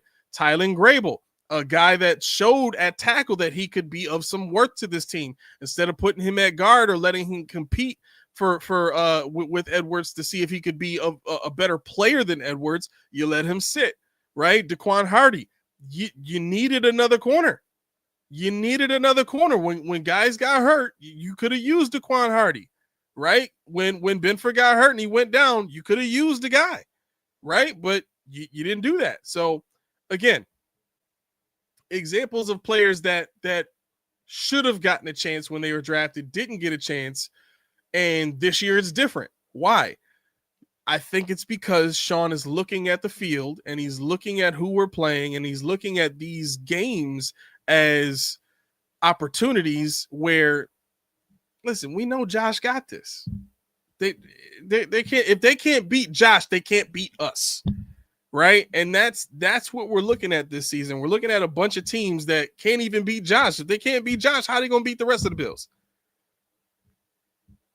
You know what I'm saying? Like that. So that makes it easy for a head coach to say, you know what, we got to get these rookies some burn in there. We want to get them a jersey. We want to get them acclimated, right? Because the thought is we're not going to have to work that hard to win games. We're not going to have to, we damn sure not going to have to work that hard to score 30 points, right? So if that's the case, Get these young guys in there, get them some opportunities, get them some experience, so that by the time they hit the playoffs, they've got so much experience under their belt in their first year. They basically played the equivalent of half a season, right? And if that's the case, if we have an injury in the postseason, we got guys that at the very least have half a season of experience. So, excuse me. That's what I think makes it easy for Sean to say, yeah, we want to get these young guys some, their jerseys and all that kind of stuff, which again is huge. You don't typically hear him say that, but I think it's because of how easy the schedule is this year. So it's how do we were talking about some Landon this morning and some other young players, is how do we get them active? Are they ready? Are they too far off at this point? So those conversations are happening. You're on a 25-game streak of not losing the turnover margin, and obviously we talk about the takeaways and that kind of thing, but from the offensive side, not turning the ball over, what have you seen in that respect, and how much the emphasis that's been? Yeah, you get what you emphasize most of the time. A wise coach once told me that, and if you don't emphasize it, don't expect to get it. And Joe and Bobby and Taves do a really good job of carrying the message to their respective units, and then working on those things at practice. So the last week it's been a little bit challenging, I guess, because we really haven't had true practice days to do it, but we still talk about it. We still try and pull off some level of drill work on it. So you never take it for granted. It is one of the more convincing stats that leads to, winning football games. That's something also, like, talked a lot about Josh last year and, like, reducing his interceptions and that kind of thing. Like, from his perspective, I guess, if he continues to take steps forward and making decisions that don't touch the ball. Yeah, incredibly so. I couldn't be more proud, happy of the way he's really learned the game and become a really good decision maker. He understands the game that takes place within the game, and not everybody can get themselves to that level. And I think Josh Allen continues to show why he is who he is. And in my 25 years or more in this league, very rarely do you get a chance to witness what we in Buffalo have had a chance to witness, and it's pretty special. Defense and kind of the identity of the group. What's it like knowing that it's going to be so different in a few weeks when you're getting guys back from injury, back from suspension, just knowing, like, you mentioned the group's improving, but it's going to look very different in a little bit. What's it like kind of long-term evaluating that? It's a little bit hard, I guess. I have a vision. We have a vision for it. And again, the vision is... He's excited about that. You can see it there. You can see it in his mouth there. There's a level of excitement he's got. That the prospect of this thing looking better in Sean's mind, but having these guys come back and change what we're gonna see in a few weeks.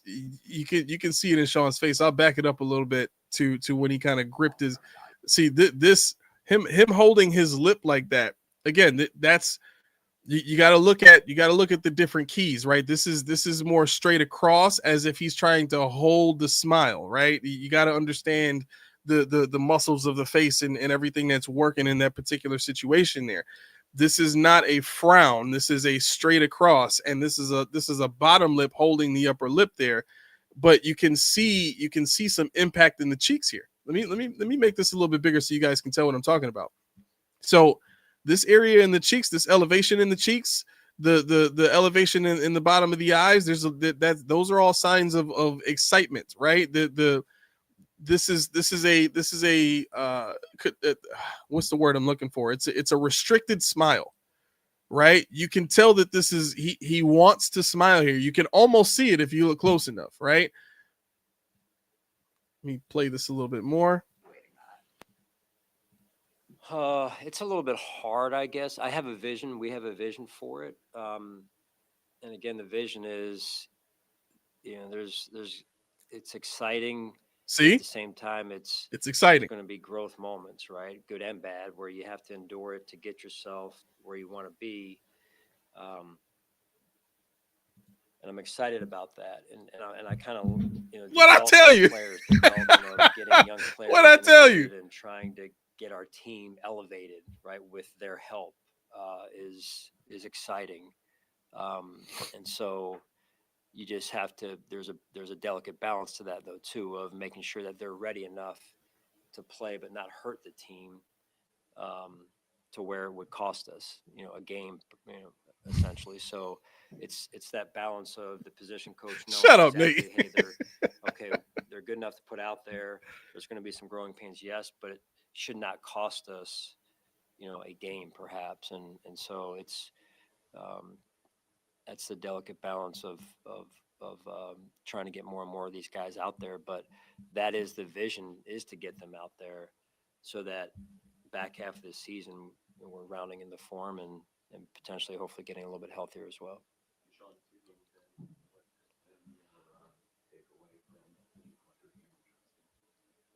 Limited punts. He had I think he had one or two last week. I couldn't hear the question. We had two last week.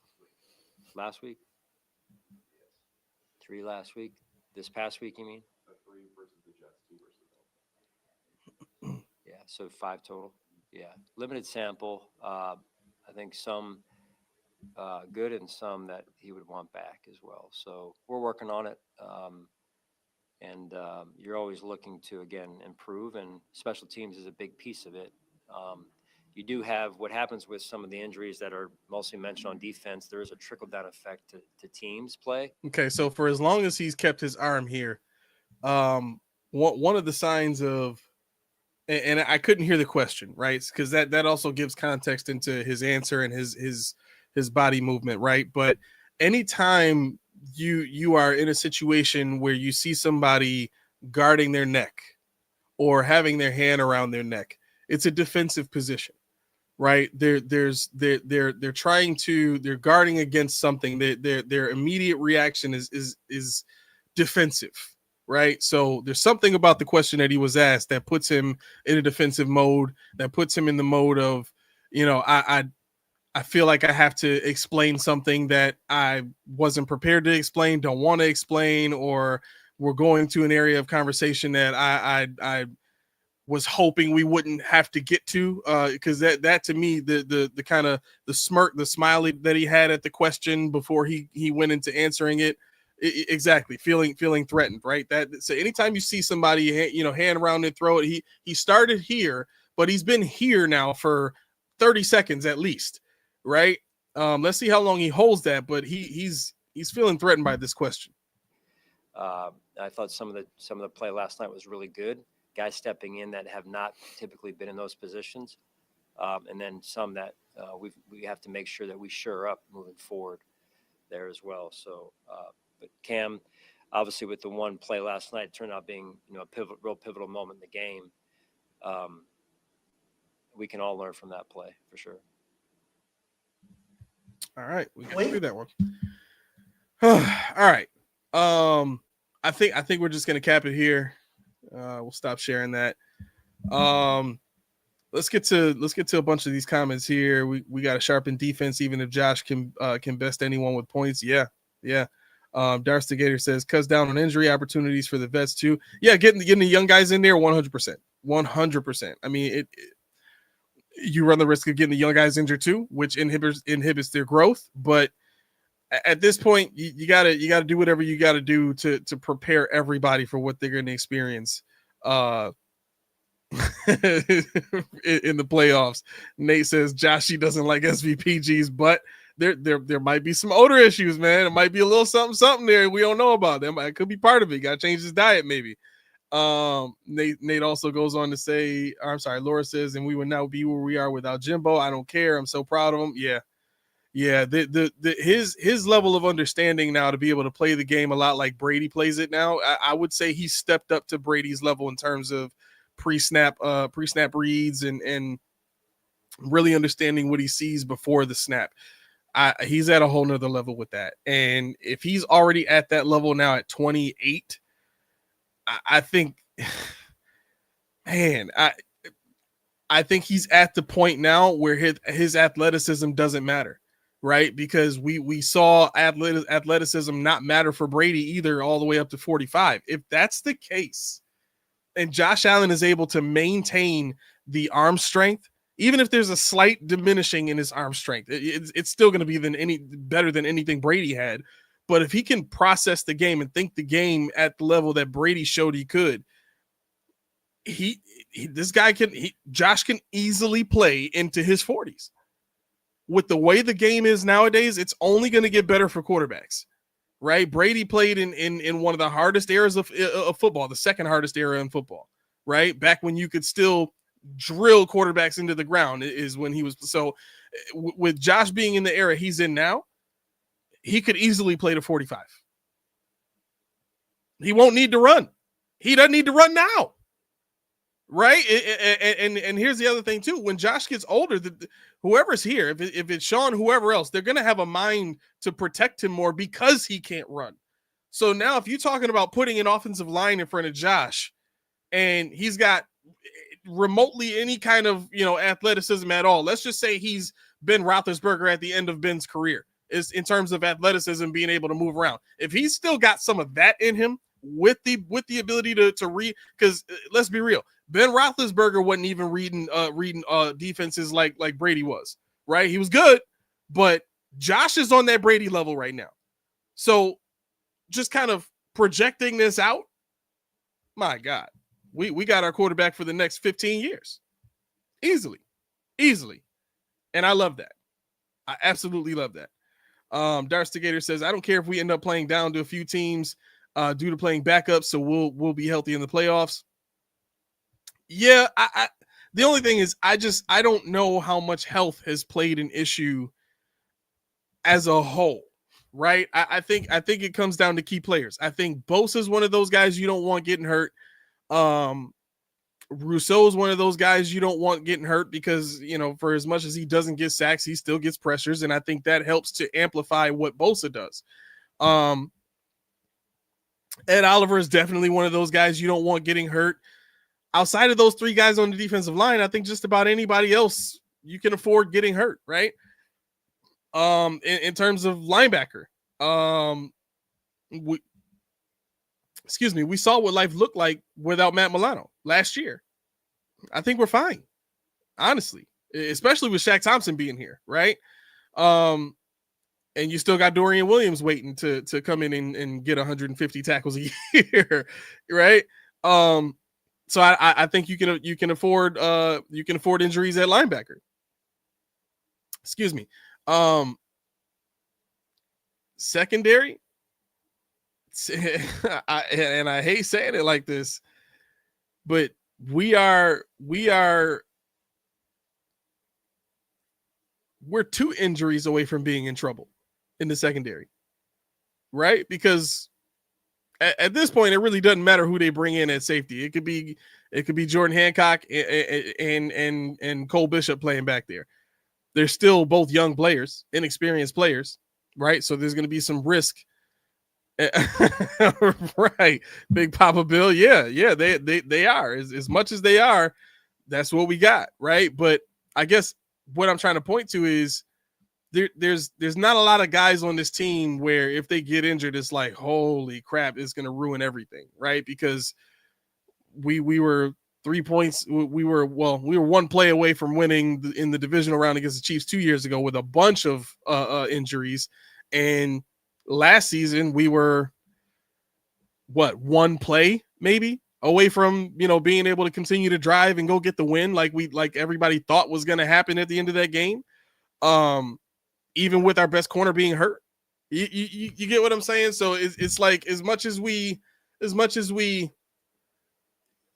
prop up injuries as this thing that we want to heavily avoid, there's a case to be made where, it's really only, a handful of players that we have to worry about getting injured to really say or really have some sort of level of fear that it's going to ruin our chances in the playoffs.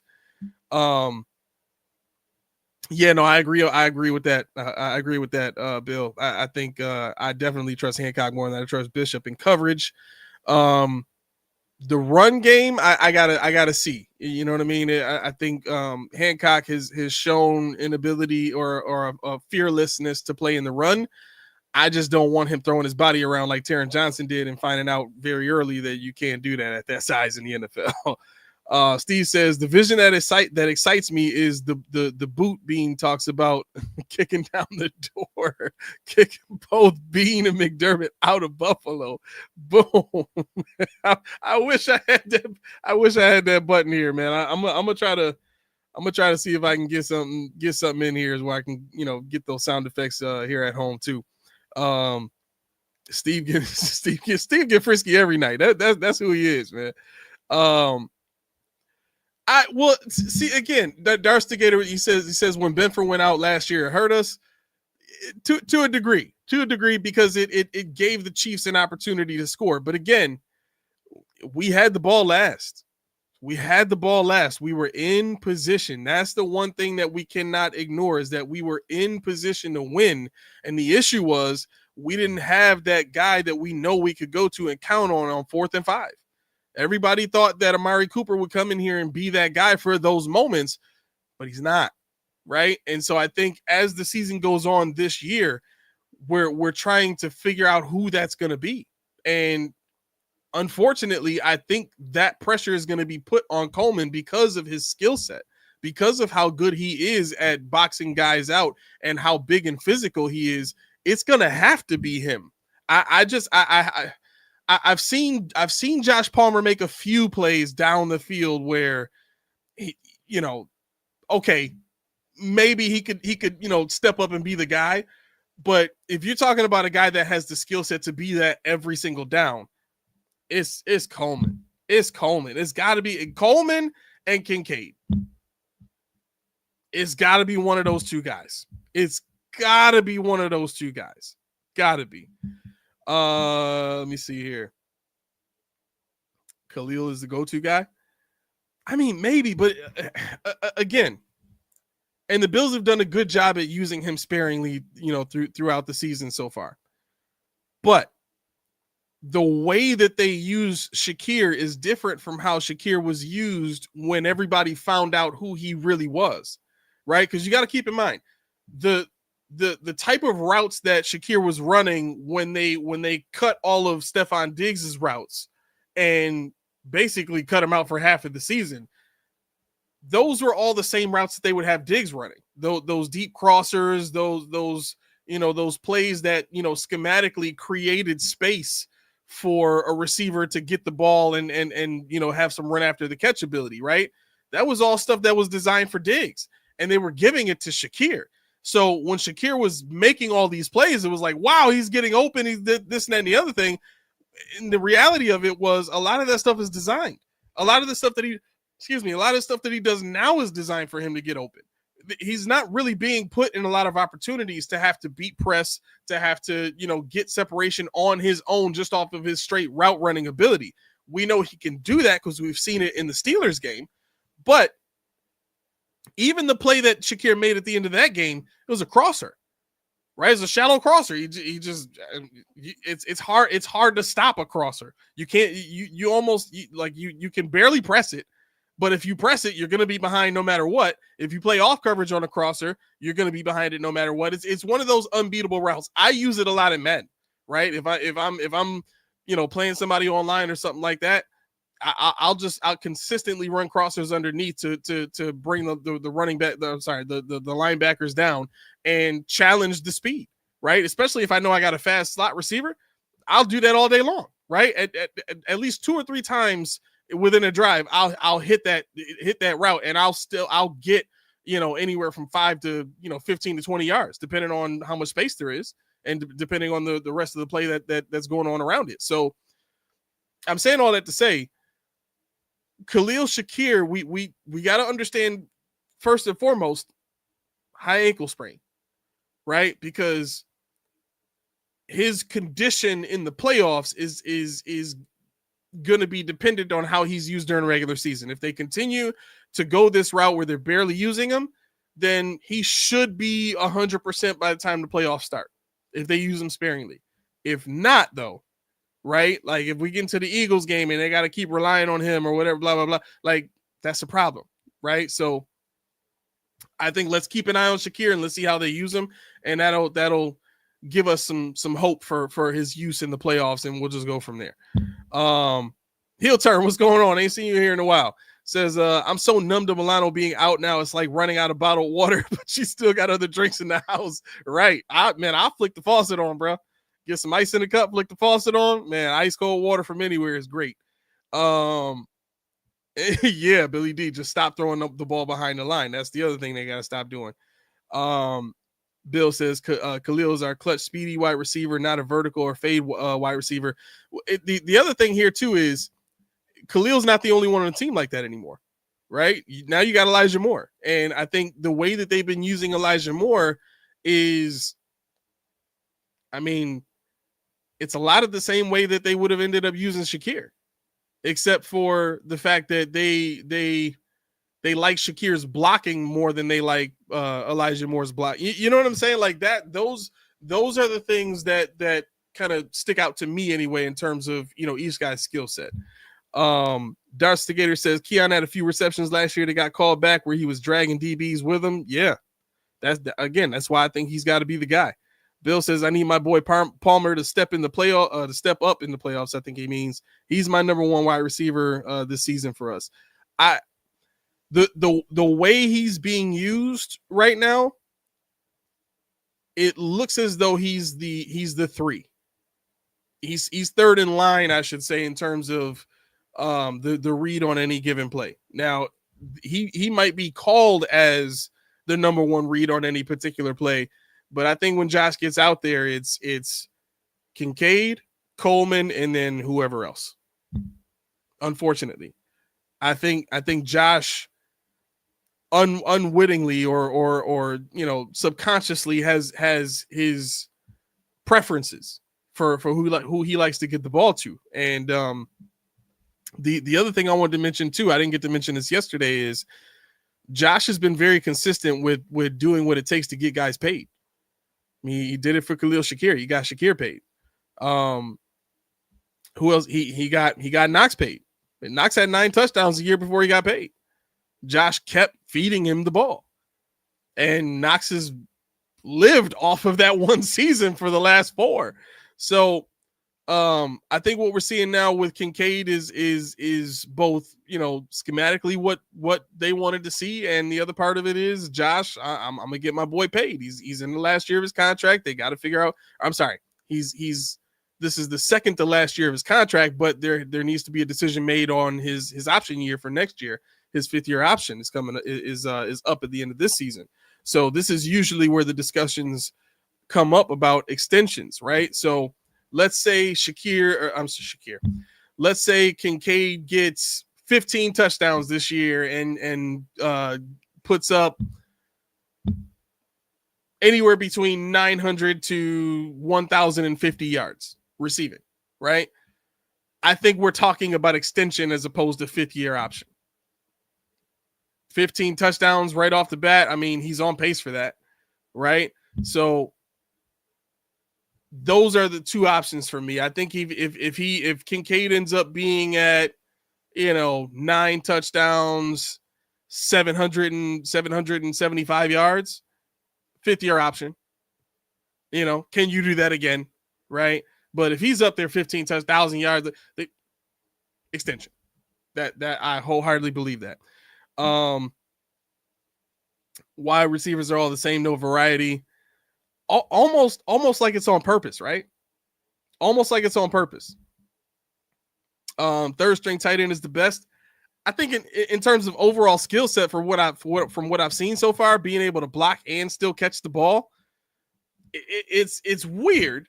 It's weird, but I think I like Jackson Hall's the best. I never thought I would like an old school tight end so much, but it's something about this kid where he's just in position to make plays. One of those players that's just got a nose for the ball, and with how well he can block, he's a game changer for the offense. he's definitely exactly old school tight end. He's definitely a game changer. We can't deny that now. After 3 games and seeing that, we were so heavy six offensive linemen last year. Now we don't have to do that. And on top of that, we got a guy that while he may not show the most finesse hands in the league like a Dalton Kincaid has, he can still get the ball. He can pull it in better than Dawson Knox was in his first couple of seasons. You know what I'm saying? So, man, if a guy like that continues to develop, man, I'll be pretty happy. I'll be pretty happy. But all right, I'm gonna go ahead and get us out of here. Let's get some music going here.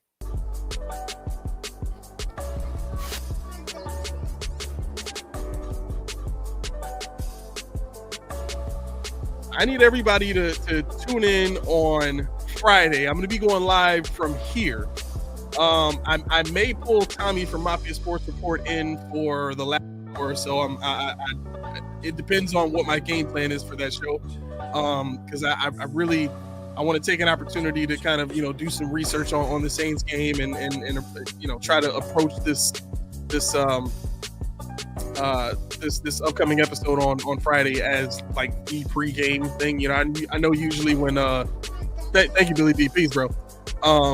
Usually when me and Key get in the studio, we're having a conversation, right? And I like that, right? 'Cause I like having that feel of when people tune in, they're kind of like a fly on the wall, that kind of deal. But I really want to get into like some schematic stuff and get into getting to know the Saints and all that kind of stuff. So make sure you guys tune in for that. I'm going to be going same time. I'm going to go 5:30 to 7:30. Probably take more comments at that point because I don't want to be just talking the entire time. I could, but I don't like doing that. So yeah, anyway, I'm still reading through these comments, but I definitely got to get out of here. So listen, here's what I need everybody to do. We got 24 folks watching right now. I need 24 likes. If I can get 24 likes on this, I want to keep trying to get the views on these post-podium conversations up. I want to get the likes up on this. That helps the channel, right? Because that gets people who are they may not be into the 2-hour show and they're just looking for something that's an hour, right? Shorter content, whatever the case may be. This is something else that they can look forward to on our channel. But with that being said, even if y'all don't do that, thank you for just being here. Thank you for commenting. Thank you for sticking with me and watching all this stuff. I'm interested in it, and I'm glad that you all are interested in it. Let me know if there's any other type of analysis that you want to see on these press conferences. You can let me know in the comments. You can DM me. The other thing too, like we said in the show yesterday, we do have the ability to give control of switching the cameras to a remote source, right? So if anybody is interested, or if you know anybody that's interested who is in the video field or in the production field or in any type of studio work or anything like that, and you think they might be interested, please direct them our way. And obviously we are offering equity in the business, because that is a team position. That is a core team position, right? If you're going to be a part of that and you're going to be working with us in that, and to that level, well, once we start like really coming up and making some money, that money is going to flow their way to all the same. So thank you all for watching. This has been another episode of Post Podium Conversations. I will see you guys next Tuesday, same bat time, same bat channel. Y'all have a good night. Peace.